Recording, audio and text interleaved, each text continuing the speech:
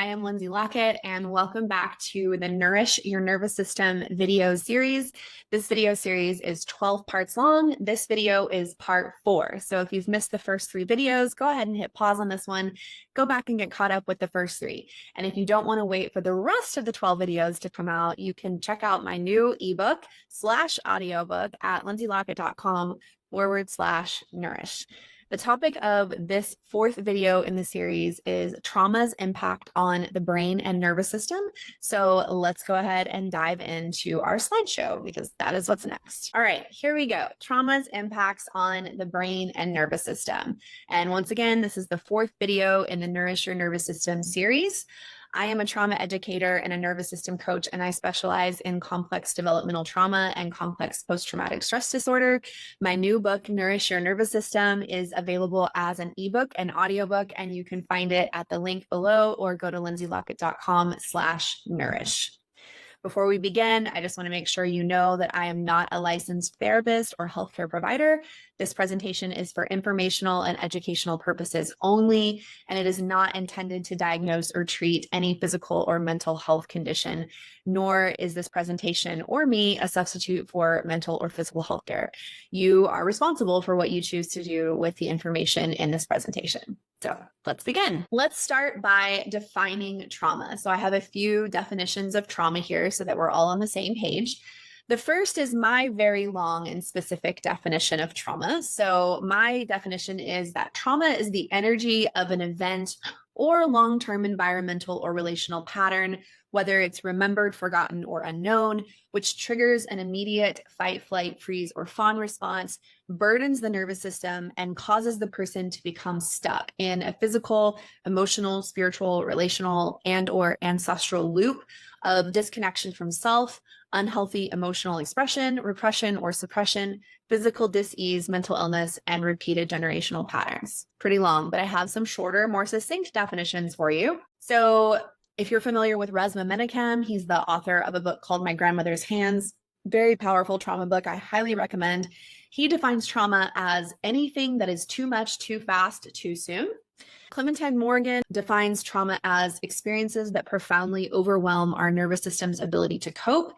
And Kimberly Ann Johnson, a somatic teacher and author of the book Call of the Wild, defines trauma as an experience we are unable to metabolize, process, digest, and assimilate. So anything has the potential to be stored in the body as trauma, depending on how the individual's nervous system responds. Literally anything could register as traumatic for your body, depending on how your individual nervous system responds.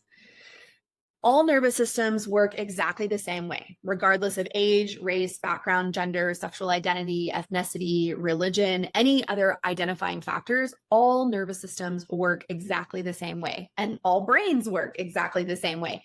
If you're not familiar yet with what the autonomic nervous system is, when I say nervous system, please see the previous video. It's the video right before this one, part 3. Be sure to check that one out so that you're all caught up with the information I'm presenting in this video. So I don't actually care what happened to you. That's not actually totally true. I do care what happens to people. I do love to meet my clients and students with compassion, empathy, understanding, and all the love in the world. But what I mean whenever I say I don't actually care what happened to you is that what happened to you doesn't matter as much as how your nervous system is handling it. Because each person's nervous system has different levels of capacity, flexibility, and resiliency, each person's nervous system could respond to the same event in a totally different way. So something that your nervous system might not think is a big deal, might bounce back from really quickly, might not leave the imprint of trauma energy in your body, may be the opposite for someone else. They may get taken down by that, and that leaves an imprint of trauma energy in their body. So what happened to you, whether that's in childhood or later in your life, whether it's what you would consider a big T or little t trauma, I don't actually use those terms in my work because I find that they lead to a lot of trauma comparison. What happened to you doesn't tell us anything at all about how your nervous system may or may not be struggling to cope.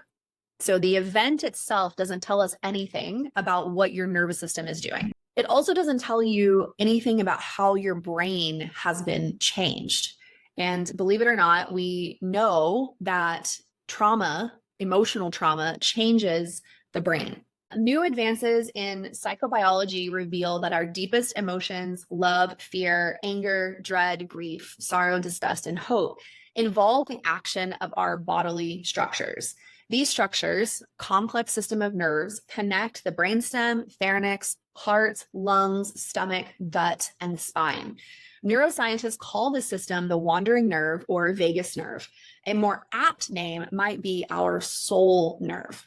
The soul nerve is connected directly to a part of our brain that doesn't use cognition or reasoning as its primary tool for navigating the world. Our soul nerve also helps mediate between our body's activating energy and resting energy. This part of our brain is similar to the brains of lizards, birds, and lower mammals.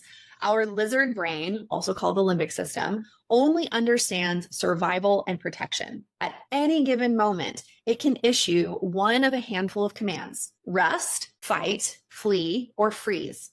These are the only commands it knows and the only choices it is able to make. And that quote is from My Grandmother's Hands by Dr. Rosamund Menachem. So as I mentioned, I don't use the terms big T or little t trauma in my work. It makes no difference to me if your nervous system dysregulation and brain inflammation are coming from a big T trauma, like being in a war or a bombing or a natural disaster like a wildfire or an earthquake or a tornado, or if you were involved in a school shooting, or if you've lost a parent or a child or other family member, or if it's more little t stuff like being criticized by your covertly narcissistic mother, or getting the silent treatment, or being, expected to perform perfectly in school. Does not matter to me. What matters is to what level is your nervous system struggling to cope, and to what level has your brain been changed or maybe even impacted with inflammation. So how your nervous system and brain are impacted by what happened to you is actually more relevant than the events themselves when it comes to healing. Although every nervous system and brain on Earth function exactly the same way, each nervous system exhibits varying levels of resiliency, flexibility, and capacity. Resiliency, flexibility, and capacity are the big three when it comes to the nervous system. So resiliency is your body's ability to bounce back after stress. Flexibility is your nervous system's ability to move in and out of different states in your nervous system as an appropriate response to a threat and not become chronically stuck in any one state. And then capacity is the amount of space that your nervous system has to hold stress. This is why what happened to you doesn't matter as much as how is it affecting your nervous system and brain. Because if you are super resilient, really flexible, and have a lot of capacity for stress in your nervous system, then an event might not take you out. It might not wipe you out. Whereas someone who has less resiliency, flexibility, and capacity may experience the same event and it just totally takes them out. Some nervous systems are more sensitive than others, and some brains have been changed more by trauma than other brains. So let's talk about adverse childhood experiences. This is an effort to help you understand what may be at the root of some of your trauma, although this list of adverse childhood experiences is in no way exhaustive, and your sources of trauma can come from literally anything else. But the adverse childhood experiences, or ACEs, is an important study that happened between the Kaiser Permanente Healthcare Organization and the Centers for Disease Control, or CDC. And here's what they say about ACEs.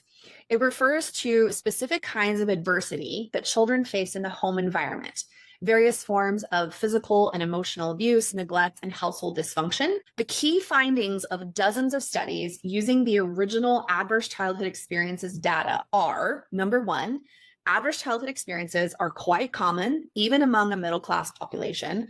In fact, more than 2/3 of the population report experiencing at least one adverse childhood experience, and nearly 25% have experienced 3 or more.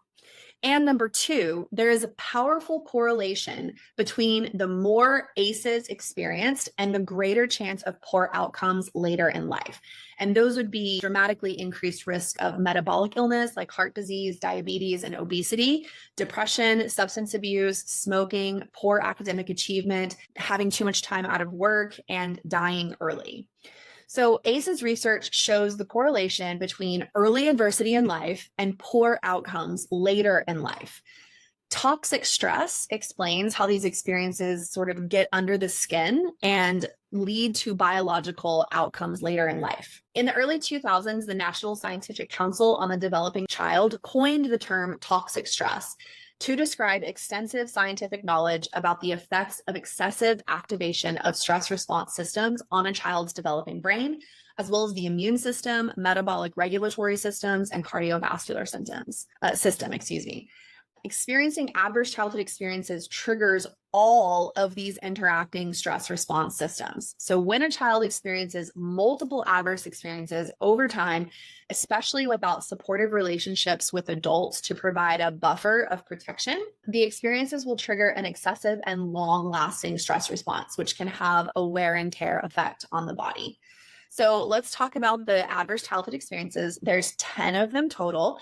As I list them out, maybe have 10 fingers up, and for every one that you can say yes to, put a finger down, okay? So put a finger down if you experienced physical abuse between the ages of 0 and 18. So that would be non-accidental harm, such as you were hit, kicked, slapped, shaken, beaten, burned, thrown, or stabbed as a child. And this would be by a parent or by anyone else. Put a finger down if you've experienced sexual abuse. This would include sexual acts with the child, sexual exploitation of a child, indecent exposure, sex trafficking, and exposing a child to pornography. Put a finger down if you experienced emotional abuse. These would be things like being rejected, ridiculed, belittled, threatened, and isolated as a child, or if your parent or caregiver denied you an emotional response or purposefully ignored you or didn't speak to you. So if you were given the silent treatment, that would be an example of emotional abuse. Put a finger down if you were physically neglected. So if your basic needs for food, shelter, safety, warmth, love were not met, then you have the adverse childhood experience of physical neglect. Put a finger down if you experienced emotional neglect. So if your emotional needs were not met, if you didn't feel like you were emotionally supported, or if you didn't have mental health support as a child. Put a finger down if you lived with a parent or relative with mental illness. Put a finger down if you had a parent who was incarcerated during your childhood. They were in jail or prison. Put a finger down if you witnessed violence in your home, especially if you witnessed violence against your mother or siblings. Put a finger down if there was substance use in the home. Now, this doesn't necessarily mean casual, every once in a while drinking. It's more talking about if you witnessed heavy drug use or alcohol intoxication, a lot of drunkenness, things like that. And finally, put a finger down if your parents got divorced while you were from the ages of 0 to 18. So my ACEs score, for example, is a 6 because I come from a divorced home. That's 1. I witnessed violence against my mother and younger brothers is 2. I lived with 2 parents with mental illness is 3. I was emotionally abused and neglected is 4 and 5. And I was physically abused. So that's 6. So my score is a 6 out of 10. What is your score? The higher your ACEs score is, the more statistically likely you are to suffer from metabolic illness, depression, obesity, suicidality, and substance abuse. And if a lasting sense of safety isn't established during your most formative years, 0 to age 7, it increases the likelihood of having a chronically dysregulated nervous system. And also, right, we can have a low ACEs score. Your ACEs score might be 0, 1, or 2, and you can still have symptoms of nervous system dysregulation and neuroinflammation or brain inflammation. Again, the question is not what did you go through, but how did it affect your brain and nervous system? So adverse childhood experiences are a metric, but they are not the only metric. Your individual nervous system is a much more reliable metric for how your body processed or didn't process the stressful events of your childhood. So if you want more information on less obvious sources of childhood trauma, I highly recommend checking out Complex PTSD from Surviving to Thriving by Pete Walker. I've recommended this book to so many clients, and the feedback that I get is always like, oh my gosh, I felt so seen in these pages. It was like he was accurately describing my childhood. And I literally felt the same way after I read it. So highly, highly recommend Complex PTSD. I will link that below. All right, now let's get into trauma's impacts on the brain. So deep breath, because I'm about to drop a little bomb on you. Trauma causes actual brain injury. Did you know that? Like the same as if you had a concussion, that kind of brain injury, for real. Trauma causes actual brain injury. Remember, trauma doesn't just mean that you were involved in something big, like a school shooting or a plane crash or a tsunami or a bad traffic accident. Trauma can and often is something other than the big things like physical abuse, sexual abuse, or assault. So research has shown that trauma changes the structure and chemical activity of the brain, that it impairs emotional and behavioral function. Trauma decreases the size and connectivity of some regions of the brain, and trauma enlarges the fear center in the brain, which is also known as the amygdala. The amygdala is circled here in red. It's this little almond-shaped part of your brain. A larger amygdala means that non-threatening things are more likely to be perceived as threatening. So what I mean by that is if you think about for a veteran of a war, for example, who has PTSD, if they have PTSD because their unit was bombed or shot at and they were hearing the noise of gunfire, they might come home and they're just listening to fireworks or watching fireworks, and they have the same response to fireworks as they did to the shooting incident that happened whenever they were in war. That's an example of the amygdala being enlarged because of trauma, because of the original trauma, the bombing or the shooting or whatever. And then because it's enlarged due to trauma, now it's perceiving a non-threatening thing like fireworks the same way that it perceived the shooting or the bombing.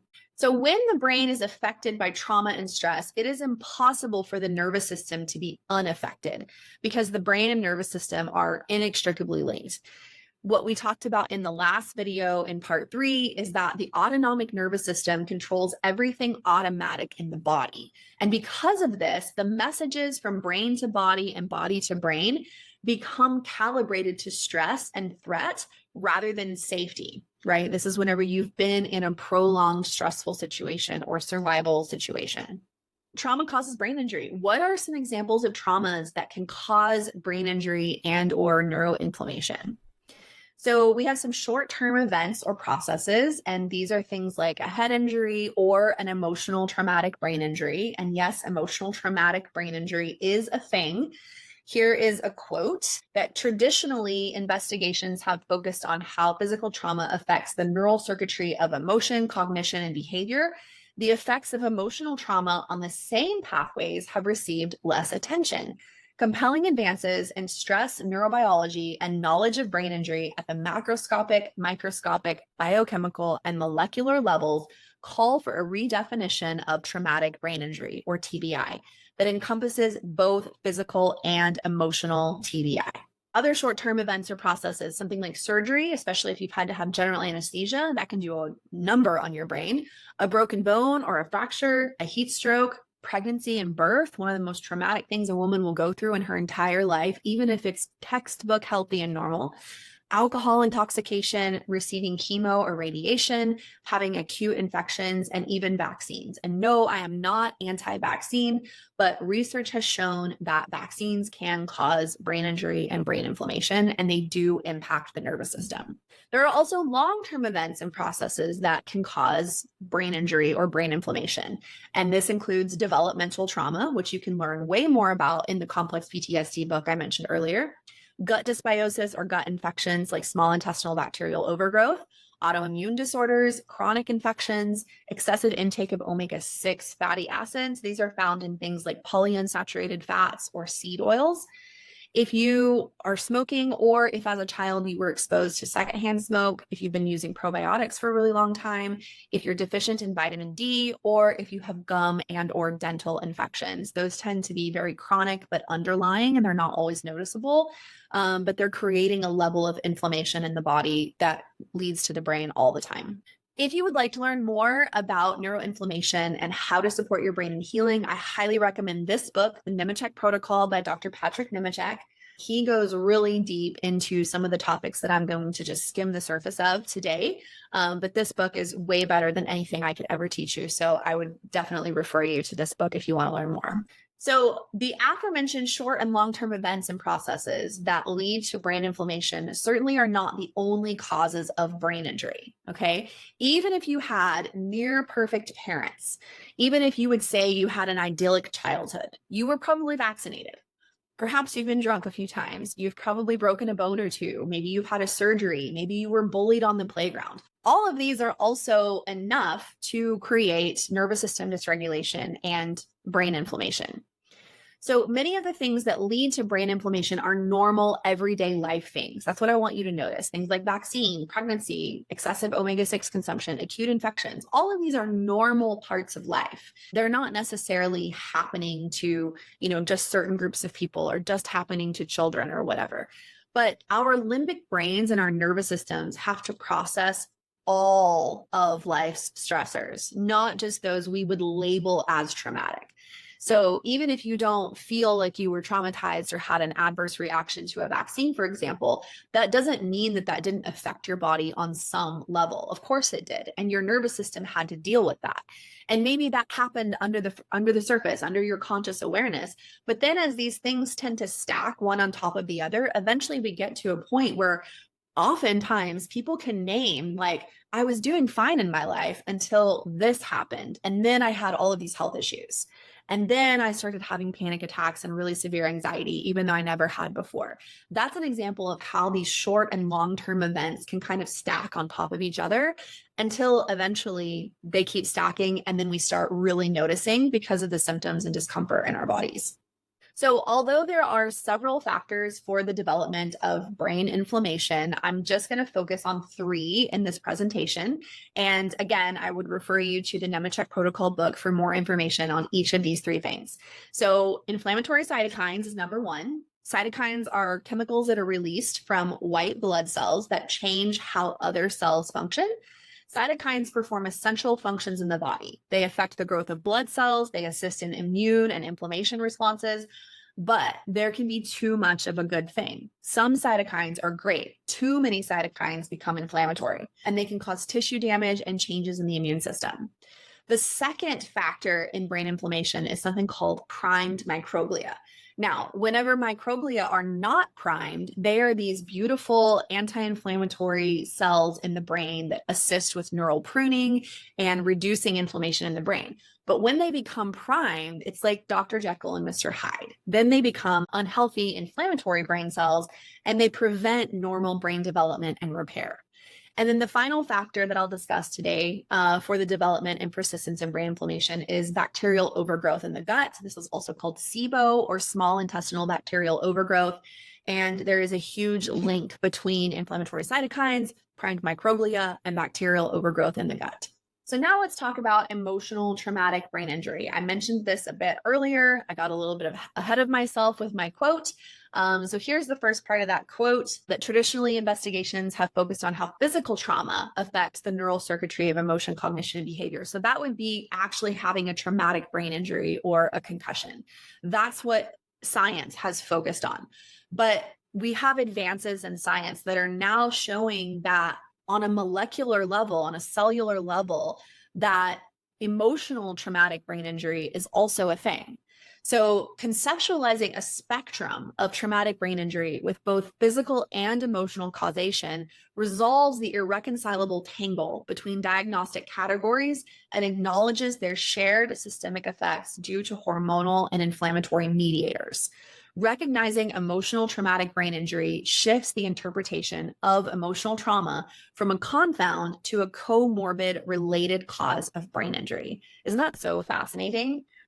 So trauma, whatever your brain and nervous system have stored and left unprocessed in your body, whether you would say it was trauma or not, whether somebody would look at you and say you had a traumatic experience or not, trauma burdens the brain and nervous system and can cause a host of mental, physical, and emotional symptoms that must be addressed from the top down, starting with the brain, and from the bottom up, starting with the body. So it's not just about the brain, it's not just about the body, it is both, and it must be both. Now let's talk about complex PTSD and neuroinflammation. So complex PTSD, if you've never heard of it before, it usually, but not always, forms in childhood. And you can think of complex PTSD as like the manifestation of whatever environment you were in as a child. So it's like the water that you were swimming in, right? You weren't necessarily aware that there was a problem, or maybe you were aware that there was a problem, or you were aware that there was some dysfunction. But because you were in that environment, it was normal to you. With complex PTSD, we did not, as children, have the capability to understand that our caregiver's inability to attune to our needs and co-regulate with us wasn't our fault. And because we didn't have the ability to understand that it wasn't our fault, we formed some deep core beliefs, like there's something wrong with me. Some of my deep core beliefs that I formed are directly related to emotional abandonment from my mother. So due to those experiences, I formed core beliefs like I'm too much, but simultaneously, I'm not enough. I also formed the core belief of people mostly put up with me. Like people just tolerate me, but they don't really want me around. So those are some of the beliefs that I developed. I'm not worthy, and I must make others happy to be loved in return. So again, really, really sad stuff. But it's a core belief, right? I didn't even have language for that until I was in my mid to late 30s. Complex PTSD can form alongside adverse childhood experiences, but not always. It's really, really important to keep that in mind, especially if you have a low ACEs score, but you still have a lot of signs and symptoms of nervous system dysregulation and brain inflammation. Complex PTSD often causes us to develop a lot of hypervigilance about our environments and communication cues. So hypervigilance is my kryptonite, and it is also my superpower. Because of emotional abandonment, I learned subconsciously, I developed the skill of hypervigilance. So what this means is that I'm very sensitive to energy, and I'm very sensitive to verbal and nonverbal communication cues. So I'm sensitive to people's tone of voice, their inflection, their body language, their facial expression, things like that. And I will often read a threat into those communication cues, even when a threat isn't there, right? That's because of my amygdala. And so in relationships, intimate relationships, my hypervigilance is like kryptonite. Like it's not very supportive of my intimate relationships because I'm easily triggered sometimes when I get the perception that their facial expression or their tone of voice or their body language means that they don't approve of me, or they're disappointed in me, or it means I might get abandoned. In my client work, however, that hypervigilance becomes this really beautiful sensitivity. And so I'm very sensitive to my clients' energies. And because I'm sensitive to their communication cues, I can often spot a shift in posture, a shift in facial expression, a shift in breathing. And I can be curious about that because I'm so sensitive to it. So I don't necessarily feel like I need to get over being hypervigilant. It's more about learning to channel the energy into this beautiful sensitivity that I have versus it being a trigger in my intimate relationships. With complex PTSD, the nervous system is chronically dysregulated and easily triggered. And if you're immobilized, meaning you're at the lower end of the polyvagal ladder in freeze or shut down, that's when you're going to fawn and people please. It's really common in full complex PTSD to second guess themselves, doubt themselves, and even gaslight themselves. Complex PTSD seems really nebulous. Like what I mean by that is it's like this hazy concept that you can't quite put your finger on. You're like, I know something's wrong. I know something's off, but I can't quite name what it is. And for me personally, having the language of complex PTSD has helped me tremendously to take this very hazy, nebulous thing and actually like pinpoint it. And it's also really common for people with CPTSD to believe their childhood wasn't that bad, or they didn't have it that bad. So some symptoms of complex PTSD, symptoms is in air quotes because none of these to me are pathological. All of them in the context of complex PTSD make perfect sense. They're not pathological. They make sense given someone's extended nervous system dysregulation and possible brain inflammation. So these are things like triggers, having a really tyrannical inner critic, that voice in your head that's constantly beating you up with shame. If you self-abandon, meaning you don't set boundaries, you don't speak up for yourself, you don't allow your authenticity to be seen because you're afraid of being abandoned by others. If you have social anxiety, if you feel lonely or abandoned, your self-esteem is fragile, Maybe you've ideated suicide, you have an anxious, avoidant, or disorganized attachment. Developmental arrests, meaning like you have some things in your development that you didn't hit, some milestones that you didn't hit in your development. If you have relationship difficulties, mood swings, if you dissociate, or if you are oversensitive or intolerant to stress, those could be some symptoms of complex PTSD for you. Complex PTSD is also misdiagnosed. It is not in the DSM, which is the big book that psychologists and psychiatrists use to diagnose their patients. It is not currently a formal diagnosis. And so it is often misdiagnosed as things like ADHD, generalized anxiety disorder, bipolar disorder, narcissistic personality disorder, neurodivergence, gender dysphoria, panic disorder, borderline personality disorders, OCD, major depressive disorder, and autism spectrum disorder. I'm going to talk about that in a little bit because I can already tell that there's probably some eyebrows raising about neurodivergence and autism spectrum disorder. Traumatologist John Breer said, if CPTSD were ever given its due, the DSM used by all mental health professionals would shrink from its dictionary-like size to the size of a thin pamphlet. So he is basically saying that if we had CPTSD in the DSM, we could get rid of a whole host of these other diagnoses, because all the diagnoses are really just ways of explaining how your nervous system dysregulation and adaptive survival patterns are showing up. That's really all it's saying. And all of it can fall under the umbrella of complex PTSD. So without question, a lack of emotional nourishment can be traumatizing, even if you were never hit, yelled at, sexually abused, or abandoned. Even if you just had a perfectionistic mom who was critical of you and demanded perfection out of you, that can be enough for you to be emotionally malnourished, and that can cause trauma. My primary source of trauma is emotional abandonment by my mom. So she was physically present and my basic needs for food and housing and all of that were met. But my childhood was one of serious emotional abandonment and neglect. I often received the silent treatment. And remember, we talked in our adverse childhood experiences earlier that a parent's purposeful ignoring of a child or denying the child an emotional response is emotional abuse.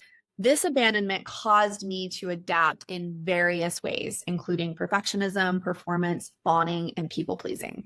And so for 18 plus years, even after I was an adult, even after I was married, I was still attempting to regain my mother's attention, attunement, affection, and co-regulation.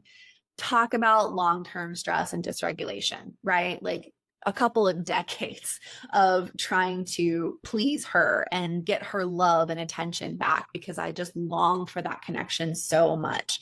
And I'm really, really grateful to say that I have healed that and I no longer have that codependent need for attachment with my mom anymore. So the lack of parental attunement causes the child's brain to detect a survival threat. It's like all the alarm bells in the child's brain and body are going off, going threat, threat, threat.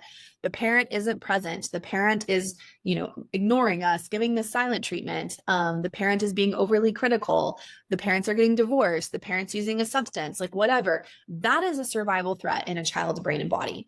So when we're in an environment that induces complex PTSD, it's because the threat to our survival was prolonged. It was not a one and done thing. It was like an ongoing pattern of behavior that we experienced from our parents. A developing brain and body being in a chronic survival state causes nervous system dysregulation and neuroinflammation that can follow you around for the rest of your life until you become aware of it and take steps to heal it. So complex PTSD is a more insidious form of trauma for several reasons. It isn't obvious like physical or sexual abuse. The damage is done before you are developmentally capable of talking about it, naming it, or even remembering it, especially if it happened during your formative years, 0 to age 7. Complex PTSD environments or conditions are typically prolonged and they're not one-time situations. That's more of a PTSD thing. Survivors of complex PTSD often believe that they didn't have it that bad or that others had it worse. And this is one of the ways that those of us with complex PTSD gaslight ourselves and second guess ourselves because we look outside of ourselves at someone who has been horribly sexually abused, molested, raped, kidnapped, trafficked, something like that. And we think, oh, we didn't have it that bad. But to your child's body and brain, you did. The lack of emotional attunement from your mother registered as just as bad as being sexually abused or being trafficked or being kidnapped or something extreme. Here's where I want to talk about autism and neurodivergence and ADHD. I'm in a bit of a conundrum myself. It's a chicken or the egg situation. The question is, do the conditions that lead to the formation of complex PTSD harm those who are already more sensitive or neurodivergent? Or does complex PTSD also cause autism, ADHD, or neurodivergence? Would I have developed complex PTSD if I hadn't been so sensitive and if I wasn't neurodivergent as a child? I don't know. I have a younger brother who does not display the signs of complex PTSD, even though we were raised in the same home. He also is not neurodivergent or autistic or have ADHD. I am all three. I also have complex PTSD. So it's really, really difficult to say. But so many people that I talk to who are neurodivergent and or autistic and or have ADHD or ADHD also have complex PTSD. And all of us are kind of wondering, like, do I have complex PTSD because I'm autistic, because I was already naturally born neurodivergent? Or was I born neurotypical, whatever that means, and then because of the conditions of my environment, it was enough to kind of form the perfect storm of complex PTSD, autism, neurodivergence, etc. I don't know the answer to that question, but it is worth addressing. So that's why I'm talking about it.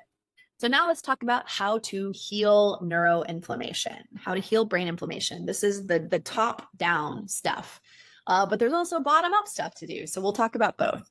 So first, we need more nourishing foods, less sad food. And SAD is an acronym for Standard American Diet. So Standard American Diet foods are foods that make us fat, sick, and unhealthy. These are foods like seed oils, processed foods, boxed foods, canned foods, foods that are high in refined sugar or fake sugars, such as high fructose corn syrup, artificial sweeteners like Splenda, aspartame, NutraSweet, things like that, foods that are super high in white sugar, just really processed foods that are not even close to resembling anything that we would find in nature. The second way that we can start to heal brain inflammation is by consuming more omega-3 fatty acids and also consuming extra virgin olive oil that is high in polyphenols. Both omega-3 fatty acids and polyphenols from olive oil are very, very soothing and calming to the brain and can reduce inflammation. The third thing to focus on is our guts. We need to heal our guts. So addressing things like small intestinal bacterial overgrowth, if we have that, but even if we don't have something like SIBO, we could still have candida, parasites, leaky gut, food sensitivities, and things like that. So really addressing the gut with soothing foods like bone broth, like grass-fed meats, maybe for a period of time, eliminating things like grains or sugar. Stuff like that can really be supportive to addressing gut health.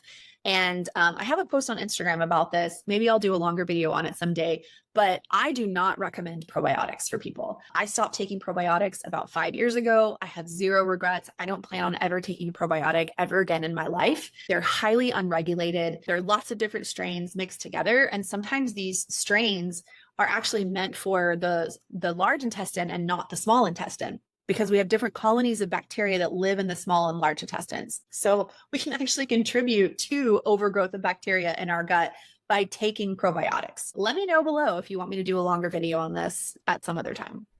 The fourth step that we can take in healing our brains is nervous system regulation. And for this, I recommend learning nervous system regulating tools. I have a couple of different things that you can use to support you in that. One is a self-paced course called Nervous System Hygiene. This is a 4-week self-paced course that also has over 20 group coaching calls that you get access to whenever you purchase this program. And it's going to teach you really effective nervous system regulating tools to help you slow down and create what I call a nervous system hygiene practice. And the reason why we need nervous system hygiene is the same reason we need oral hygiene. If you don't brush and floss your teeth, you are going to end up with worse dental problems, right? If you find out that you have a cavity and then you go home and you start brushing and flossing your teeth, it's like almost too late. And so nervous system hygiene is the same way. We don't want to wait to use nervous system tools until we're super dysregulated. We want to use our nervous system tools while we're regulated to build that capacity, flexibility, and resiliency in our bodies. Nervous system CPR is another great one. And I created this as a downloadable resource or toolbox that's for what I call your oh shit nervous system moments. When you're really triggered, when you're on the verge of a panic attack, when you feel like you have some really big explosive anger coming up, when you've got really bad road rage and you're just screaming at the drivers in front of you and around you, that's when you need a nervous system CPR tool. There are 9 different tools in 9 different very short length videos, very small file sizes, so that you can download them straight to your phone and you can have Lindsey Lockett in your pocket for whenever you need to regulate your nervous system.